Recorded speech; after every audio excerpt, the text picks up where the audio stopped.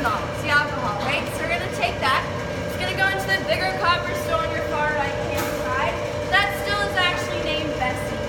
And Bessie is named after one of our co-founders' grandmothers who loved to cook for her family. So she likes to cook for us too. She's gonna get everything boiling. And alcohol will boil at a lower temperature than water. So that's exactly what's gonna rise up first. Being stripped from everything else, it's gonna rise up as a vapor. Rise up her column there, go over and across and down the condenser, reach cooler temperatures and actually turn back into a liquid. That liquid will ultimately be our refined spirit once we're done with it. So we're going to take it and put it into the smaller copper still here named Ella. And Ella was named after the famous jazz singer, Ella Fitzgerald, who is known to have a very refined singing voice, right? So this is our refining still. She's going to take everything and refine it down into 3 parts: the heads, the tails, and the hearts. The heads are way too strong. There's way too much alcohol found in that. It actually contains several impurities like acetone, which we all know is nail polish remover, right? So we're going to cut that out for you guys. The tails are way too weak. There's close to 0 alcohol found in that as well. I'm told it tastes and smells a lot like wet cardboard, so we're going to cut that out too. What we want when we put our barrels here to age is the hearts. That has the best taste to it and the best smells to it at that point. And everything is handcrafted here. So the way our distillers determine when exactly to make those cuts are by their senses. So our distillers are actually trained to smell it and taste it every 10 to 15 minutes. You guys want to be distillers? Am I convincing you? Okay, so I'm going to cut you guys. We're going to move down the length of our warehouse here, down towards the barrels.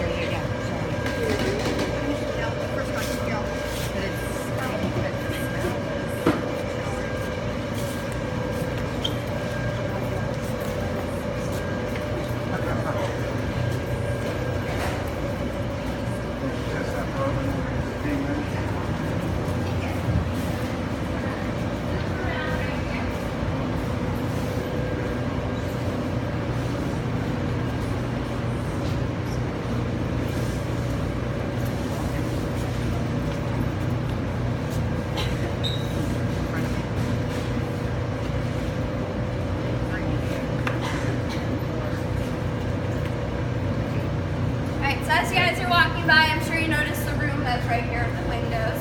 That is our bottling room. We actually only have 2 people that hand bottle, hand cork, and hand label every single bottle that comes out of here ever. So yes, it definitely takes a little bit of extra time for sure, but we are very proud of the human interaction and all the human touch that we put in the whole process here. Just makes for an authentically made local product. Definitely puts a craft in a craft distillery, right? At least for me. So over the barrels, finally, do we have any bourbon fans with me today? Yes. Yes. Nice. They're always like together at the same time. We'll work on the rest of you guys. Obviously, a bourbon whiskey aging in the barrels behind me here. All bourbon is whiskey, but not all whiskey is bourbon. It's very important to remember that. It's actually a few rules you have to follow in order to legally label something as a bourbon whiskey. To name a few, number 1, it absolutely has to be made in the United States of America, not just Kentucky. Second, it's got to be made with at least 51% corn. We actually use 60% in our mash bill, so we can knock off that requirement. Third, it's got to be aged in a never-before-used white oak charred barrel. Very specific. We actually went on a very large search to find out who exactly was going to end up making our barrels for us, because we think it's one of the most important steps in the entire process, which it is. So we finally found a very small, family-owned business located in Louisville, Kentucky, and as a surprise, we found great barrels in Kentucky. They're called Calvin Cooperage, and they actually turn out about 250 of these barrels a day, compared to larger, more commercial companies that will crank out about 3,000 barrels a day on average. So they're definitely quality over quantity, just like us, which we love. We're also supporting another small batch little guy in the process, which is something we are always looking to do. So what they're going to do is yard their wood for their barrels, which basically means they're going to leave that wood outside for a while. And over that time, the rain will eventually wash away all of those green notes of the timber, leaving for a better quality wood, which means we get a better quality spirit at the end of the whole process. And they'll toast these barrels and char the inside with a torch, superheating it and blackening the entire inside of the barrel there. And that is actually going to give our bourbon 60% of its flavor and 100% of the color. The rest of the flavor there just comes from the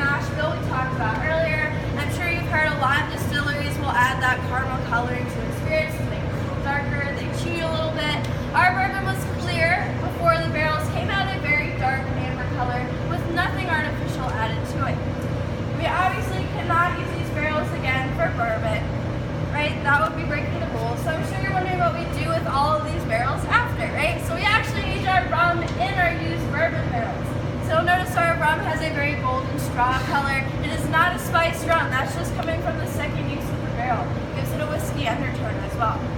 We actually have a barrel exchange program set up at the San Sebastian Winery just around the corner here. So we love trading our barrels with them. We actually got some of their port wine barrels, and we have our second release ever of port finished bourbon out for you guys to try today. So we took our double cask, aged it an extra 100 days in those port wine barrels. Totally different product.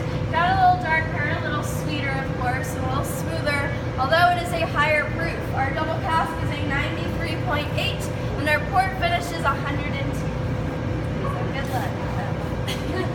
At the end of the tour you'll get to try anything neat. Definitely try the double cask and the port side by side, see what you guys think. Okay, like I mentioned in our theater room, our warehouse here is obviously not climate controlled. This is Florida. It gets very, very hot here, especially during summer. But we actually did that on purpose. There's a reason for that. Our bourbon actually loves the warmer weather. And the wood in these barrels will expand and retract that heat, essentially breathing in and out the alcohol. And that is actually quickening the aging process here. So these will only age for about 2 to 3 years. Right, so 1 year in Florida is actually equivalent to like 5 years in Kentucky. So we like to say ages and dog years here. We get a little sooner, which is also a blessing. In Florida's heat, the climate, even the sea breeze, that actually all factors in on how the spirit is going to turn out. So a Florida bourbon is going to turn out totally and uniquely different than a Kentucky bourbon or a Scotch whiskey. Hold on, do you guys have any questions?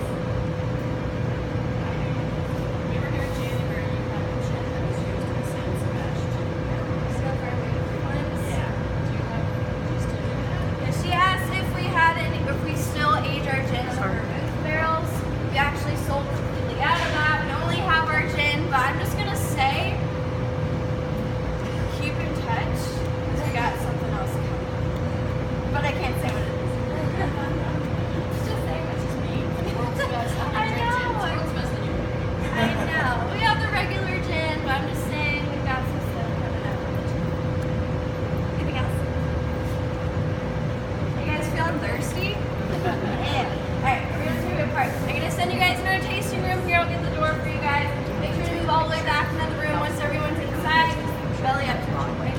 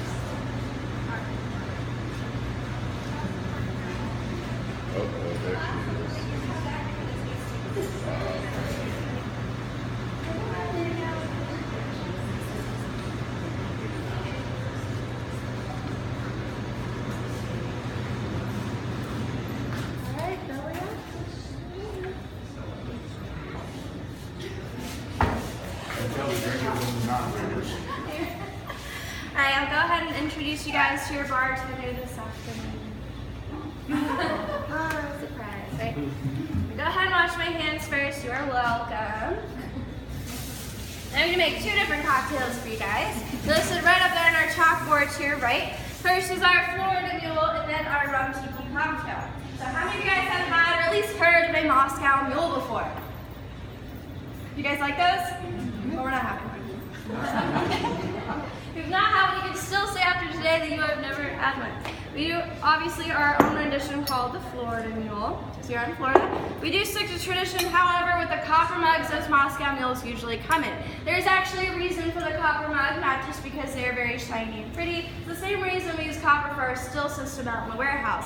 Copper is, yes, they get very cold. It's a great conductor of hot and cold. So anything that you put in here is hot. It'll stay hot for a very long time. We're obviously going to use it for the cold. It'll frost up around the sides here. Make sure our ice won't melt too quickly. So we are going to use our Florida cane vodka for this cocktail, our mule mixer, which I will explain, just some regular club soda. And I don't like that shot glass. Alright, so we are going to use 2 ounces of our Florida cane vodka. Like I said, this is not made from grains or potatoes or anything like that. It's made from Florida sugar cane, which makes it a little different. And vodka is known to be a very neutral spirit, which means you cannot taste it or smell it in your cocktail. That's how it should be. Especially ours, it's very smooth. It's only got a tiny bit of a kick to it. So yes, you could say it is a little dangerous. But because of that sugar cane, our vodka is actually 100% gluten-free. So it's healthy. Am I really allowed to say that? Don't tell me. So 2 ounces goes in here. So 2 ounces are equal parts of our mule mixer, right? And if you've had a Moscow mule, you'll notice there's ginger beer, maybe some citrus. Instead of that, we use our natural mule mix. We get it from a company in Brooklyn, New York called Morris Kitchen. Right, so it's got the ginger already in there, some lime, and some extra spices in there like cinnamon and nutmeg and cayenne pepper. Not to make it as spicy, it's actually a natural preservative. So this will last forever before you open it. Stick in your fridge. Once you open it, it'll last about 2 to 3 weeks. That's a little too long for me, but about a few days in my fridge. So 2 ounces goes in here. And does anyone know why these cocktails are called mules? Yes, the ginger is very spicy in there. It's known to have a kick or a buck like a mule would, not because it looks kind of like it came from a mule. A lot of people say that. And that's gross. I don't want people telling you that. So we're going to set this aside for just a moment. We do like to do things the old-fashioned way here, if you couldn't tell already. So we're actually going to crush our own ice for our cocktails today. I have a Prohibition-style canvas Lewis bag here. This is what they actually used in Prohibition days to crush their ice for their cocktails. And these bags are actually designed to absorb moisture. So as I'm crushing my ice, any water that leaks out, it's going to soak right back into this bag and nothing's going to leak out of here. So I'm going to put a few good scoops in here, enough for both our cocktails today. Do one more. Right, obviously you guys can get crushed ice out of your freezer doors. I am aware of this. It's a lot more convenient and it's quicker, whatever. This way you can actually control how crushed your ice is. Everyone knows when you use the freezer door dispensers, it comes out all different sizes, sometimes not even crushed at all. So you're in total control of that this way. Plus it is extremely cheap therapy. That's why I'm never stressed out. So you guys are wondering why I had a mallet sitting here.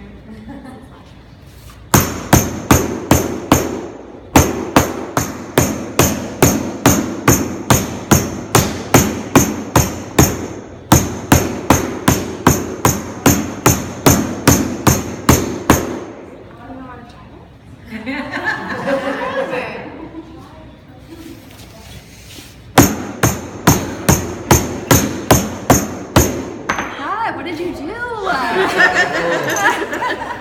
Do you feel better? Yes. Anyone else? Yeah.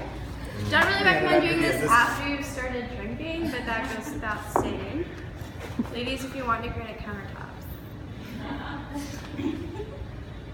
Alright, so let's see how we did here. Some Florida snow for you guys. Perfect, right? Way better than the freezer door dispenser.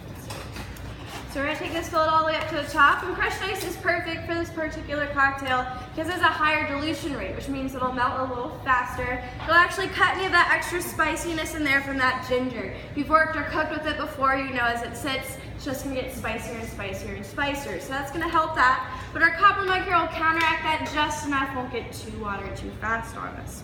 So we're going to top this off with some regular soda water here. Moscow mules get that carbonation from the ginger beer, of course. We're just going to top it off with this. We essentially just made our own natural ginger beer right inside this mug here. Next, we are going to homogenize our cocktail. This is a very advanced step to the process, so be very close to it. We're just going to stir. have anyone going with that? I think it's funny, so I'm gonna keep it. A little stir, not too much. And obviously we need a garnish for this cocktail. You guys can use lime, grapefruit. That's most traditional with the Moscow Mule. We are going to use some mint today. And everyone knows that mint smells great, tastes great. We're actually going to make it smell even better. It's a soft dark so you can break down the cell walls for mint, expressing the essential oils. I'm sure you've seen people do this before. Just give it a couple slaps, just like that. That makes it smell even better. And actually run it around the rim of your glass. You can smell it with every sip there. And it's still cute enough to use as your little garnish there. And that is your formula. Alright, so we got a big group, so make sure to take a really tiny sip and pass it around. She's going to take the whole thing out. Alright, if anyone wants a picture of this, I'm going to set it up right here for you guys. We do have more. No, this is a distillery after all. Alright, so I'm going to go ahead and pour these out for you guys. Come on up and grab one. Once you are done with your little shot glasses, if you just land them on the black trays, we've got little sidebars here. That would help me out at the very end of the tour. If you are not drinking with us, we do have lemonade and water on the sides as well. So come on up.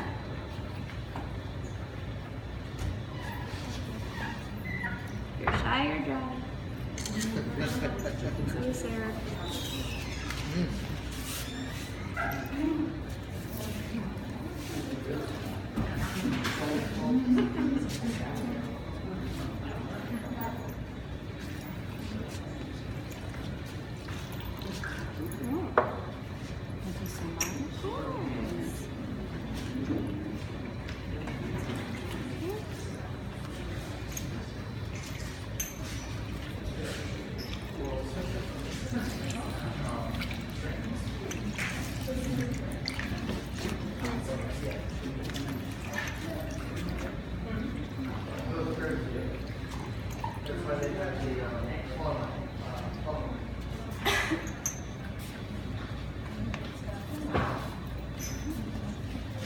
You guys seen it so far?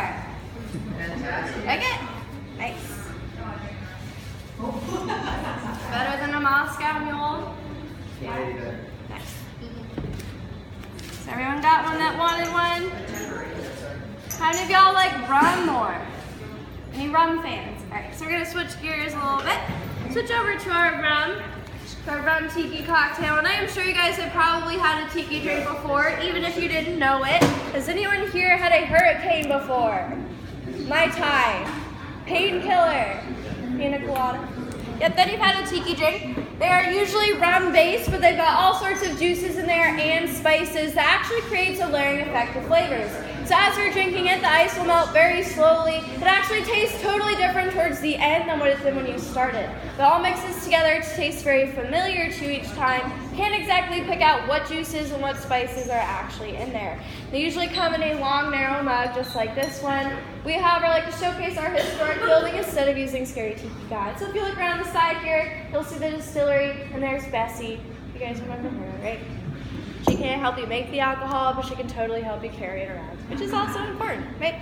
So this cocktail is built exactly like the first one, same proportions, just all different ingredients. And on the back of the mixers, you can actually find the recipes for these as well. So we're gonna start with 2 ounces of our pot distilled rum here. And our rum was made with sugarcane and molasses. Usually it's one or the other, and I'll pull this full one out so you can see the color here. Again, this is not a spiced rum, just a silver rum that we finished off in our bourbon barrels for an extra 60 to 100 days. So it's got a butterscotch nose with caramel and vanilla, and that whiskey undertone I was telling you about. This is a 90 proof rum. It only gets higher from here, y'all. Good luck. It's a method to the madness here. We're at 2 ounces or equal parts of our tiki mixer here. And we got this from the same company as our mule mix, Morris Kitchen up in Brooklyn, New York. This is pineapple based, but it's got coconut in here, so it'll catch some creaminess from that. Vanilla and almond extract, cinnamon, and nutmeg. And they actually made this mixer to complement our rum, so it goes perfect together. Right, so we're going to take the rest of our crushed ice, fill it all the way up to the top. And these long ceramic mugs have a purpose as well. It's got thick walls. All the ice is stacked up on top of each other, so it'll melt very slowly. A lot of people just like to throw this in the blender. It makes an awesome rum slushy. Alright, top this off with some soda water. This will add some extra carbonation, bring down the concentration of our mixer. Got less or more depending on how you want it. Homogenize, you guys all know how to do this now, right? Give it a stir. And what kind of tiki drink would we even have here? Not a fruity umbrella. And this is Florida, so we're gonna have to make this a little more realistic, right? Here's your own tiki for you guys. From Tiki. It's like, is this one not as impressive? Alright, we're gonna go ahead and pour these out for you guys. Same drill as before. I'll set this one up here in case you want a picture of that. So I'm going to fill these halfway because it is a higher proof. I want to get you guys up the stairs. And notice you'll definitely taste the rum in here, not so neutral. It's a little bit sweeter as well.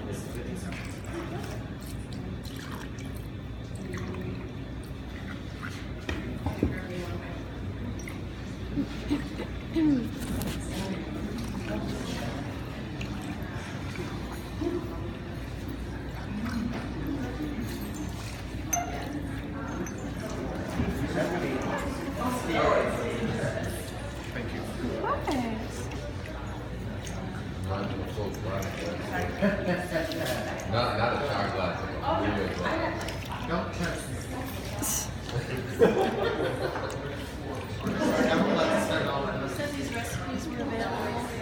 They're on the back of the mixers, and if you sign up for our email list, we'll send them to you. Thank you.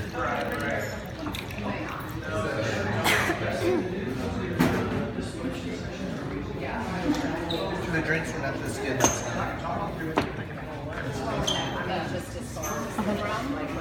What? And the rum is I got it.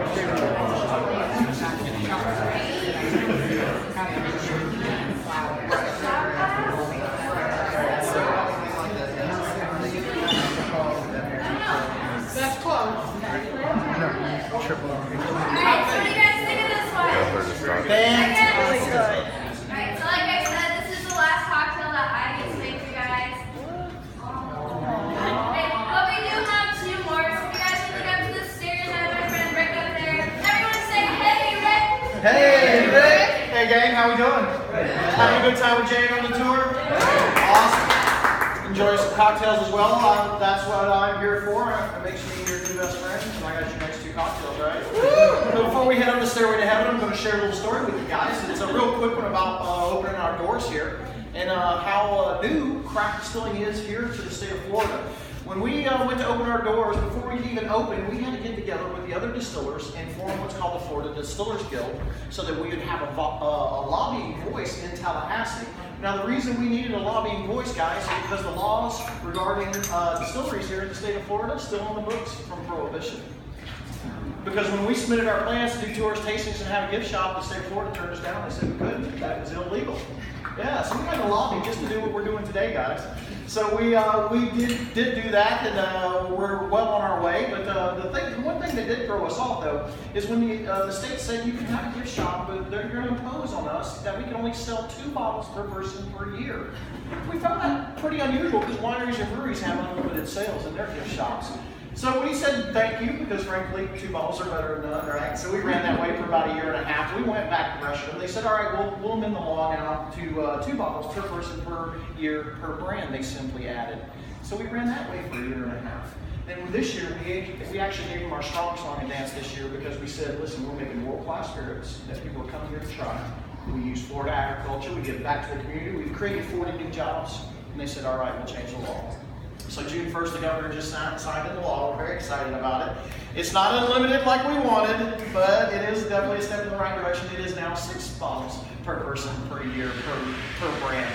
So you still have to swipe your ID at our register if you purchase something today, and that ID gets kept track of and how many spirits you actually purchase from us. We have to do that in case we get audited by the state. But we did ask them, can you define brand for us? And they said, sure, that's any spirit you're going to make that has its own distinct label. Yes, we did, guys. We actually have them on display back here. We have 3 different labels on our gin, 3 different labels on our vodka. We have the New World Edition, we have the Ice Plant Edition, the Pot Distilled Edition. All same spirit on the inside, guys. So if you swiped your ID today, you can literally walk out of here with 18 bottles of gin. 18 bottles now for the year, right? At least a good start anyway. So that's where we're at today, guys. I love sharing that story with you. Hopefully when you come back and see us again, we will be unlimited like wineries and breweries. That's what we're shooting for, and we are taking on the fight, guys. So we're trying to change laws every year. So did you enjoy your first 2 cocktails so far and the tour? Let's give Jay a nice round of applause. Enjoyed yourself with Jane today, please log on to TripAdvisor. Give her a nice review if you would. Come on up the stairway to heaven to the Gin and Bourbon Bar. Thank you, guys. Thank you.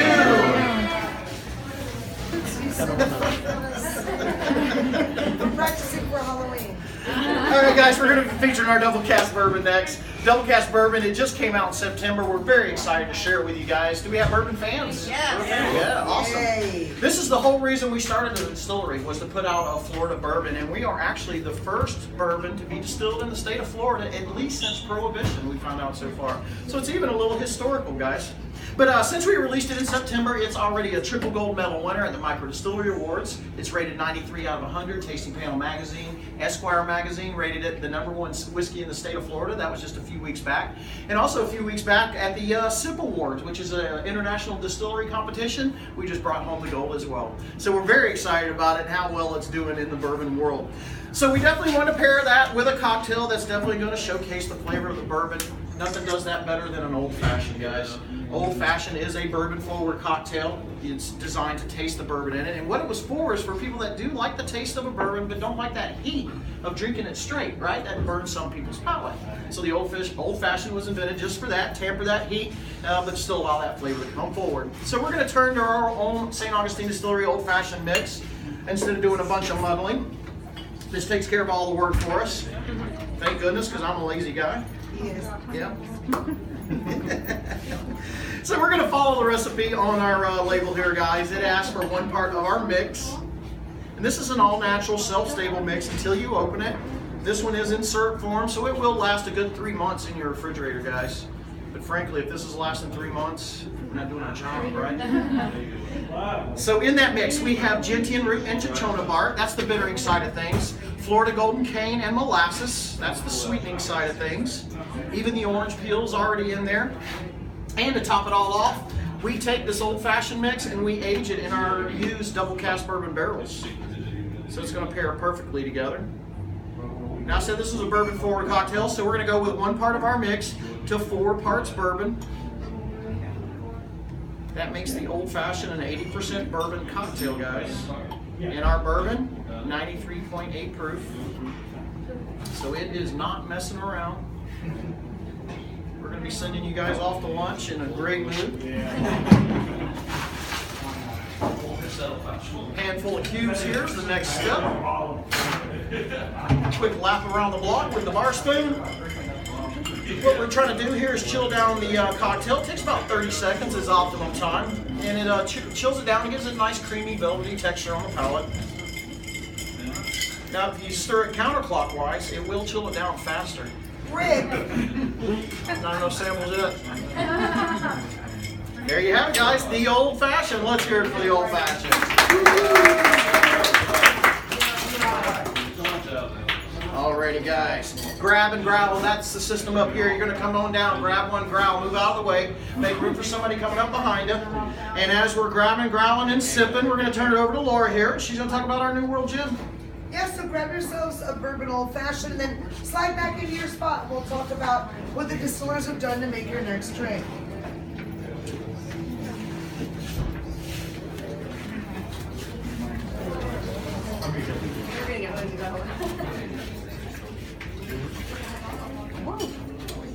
A lot of grabbing, not a lot of growling. There's no growling. I'm disappointed. I thought that, Sunday's more of a growler.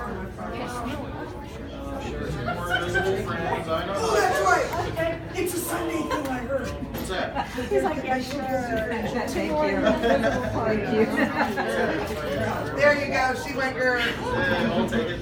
So you guys, while you're enjoying, to your health, cheers everyone. Is Is there anybody here who believes that they might not like gin at this time? Okay, so I've got some work to do with the young man here and the hot chicken. Here's the deal. While you're sipping away, I'm going to tell you that there's lots of different reasons why people think they don't care for gin. Some people say it's the taste being very piney, soapy, medicinal, or maybe they had a bad experience in college. I'm hoping to change that, sir. I'm on your side.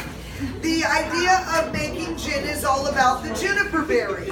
What distillers usually do is they take that berry from the conifer tree and they crush a ton of this, literally, into a paste. So what you feel like is that it's sort of a pine-flavored vodka going on. Well, what we've done is we've left our juniper completely whole, so it's in the balance and structure, and then we take 12 other botanics. Here's some examples. Coriander seed. Star anise is one, angelica root, even cassia bark from the cinnamon family. We hand grind all of those just outside the production area you were just in. But we leave that juniper whole, and what happens is it doesn't express forward. This is going to be a botanical citrus gin rather than the London Dry that a lot of people are used to. And the tonic water is totally different as well. What people think of when they think of tonic is something that's going to be clear, because what we're exposed to in the market is filled with sodium, artificial preservatives, artificial sweeteners. We don't use that. We use a serum called strong tonic that comes from the bark of the tree where real quinine comes from. And you can tell because it's still the amber tone. There's also agave, natural sweeteners, pear concentrate, cane sugar. This is delicious. But it never goes flat because there's no bubbles in there. You guys, this is like when I was a kid. If nobody's old enough to know this, when I was a kid, you could go to the soda fountain. They had a syrup that you could control how sweet it was by adding club soda to it and make your own soda. That's what you get to do at home with this little bottle here. It is also a syrup like the old-fashioned. Once you open it, put it in the fridge, it lasts months and months. The recipe is on the bottle. It's super easy. It's a 1-2-3 ratio. If you want to get the measuring cups of cocktails, it's a little jigger like this. It has all different measurements in it. If you use a shot glass at home, half of a shot for every shot of booze. So 1 portion of my strong tonic, 2 portions of my gin, and yeah, you could totally make a vodka tonic as well. It'll have less flavor. Vodka's very plain. And then you're gonna ice this before you put in the bubbles. Who knows why? Anybody? Otherwise, I'm just gonna break all those bubbles right out that I just put in. If you keep the ice moving, it's not gonna over dilute it anyway. It's actually gonna drop the spirit down to about 18 to 22 degrees Fahrenheit. Scientifically, it makes it more syrupy. So it's fun to take the bottle home and play with ice when you get there. In our bourbon, the ice opens up the second barrel. It's like a mystery science theater. Now, just 3 ounces of club soda. And it's literally a game changer. I love this. Who was the person that I heard didn't care for gin? Where is he? Where is he? Come on down. Starting with the hater, tell us what you think. Is this appropriate for everyone else? Yeah, wow. Yeah, wow. I did not pay this man. He took 2. Come on down, you guys, and tell me what you think of a botanical gin and tonic, not dry. I love this. This is a 90 proof, 94. And yeah, and you can't tell because we've removed all the impurities. Come on down. This is a botanical gin and tonic you can make at home, from your camper, at your kids' sporting events, church outings, wherever you need it. Thank you so much for being here, guys. Thank you for your support. Now, as you guys walk, thank you. As you walk around, if you guys have questions, come on back.